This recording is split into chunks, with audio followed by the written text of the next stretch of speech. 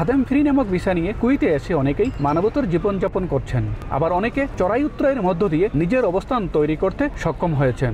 কুয়েতের আইনে এক মালিকের আকামা নিয়ে অন্য কোথাও কাজ করা আইনত দণ্ডনীয় অপরাধ, অথচ এভাবেই আইনের চোখে ফাঁকি দিয়ে দিনের পর দিন নিজের শ্রম মেধা দিয়ে কাজ করে বিভিন্ন কাজে দক্ষতা অর্জন করে হয়েছেন অভিজ্ঞ কারিগর। তাদের জন্য খুব শীঘ্রই সুযোগ দিতে যাচ্ছে কুয়েত সরকার।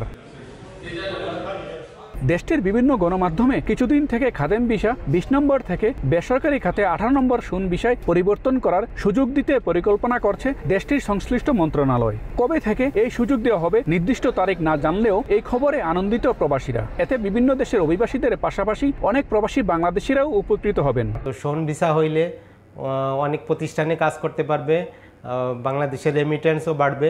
বাইরে অনেকে কাজ জানে, ভালো ভালো কাজ জানে, ভালো টেকনিশিয়ান আছে, মোবাইল, ইলেকট্রিক বা অন্যান্য যা কিছু আছে সব কিছুর মাঝে আগামা ট্রান্সফার করে বৈধভাবে কাজ করতে পারবে।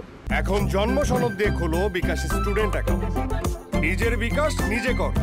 কুয়েতের উপপ্রধানমন্ত্রী শেখ ফাহাদ ইউসুফ সৌদ আল সাবাহের নেতৃত্বে কুয়েতের স্বরাষ্ট্র মন্ত্রণালয়ের উচ্চ পর্যায়ের এক বৈঠকে গৃহকর্মী ভিসা থেকে বেসরকারি খাতে ভিসা স্থানান্তরের উপর নিষেধাজ্ঞা অস্থায়ীভাবে তুলে নেওয়ার জন্য একটি খসড়া আইন প্রস্তুত করতে জনশক্তি কর্তৃপক্ষকে দায়িত্ব দিয়েছেন। মঈন সুমন, সময় সংবাদ, কুয়েত।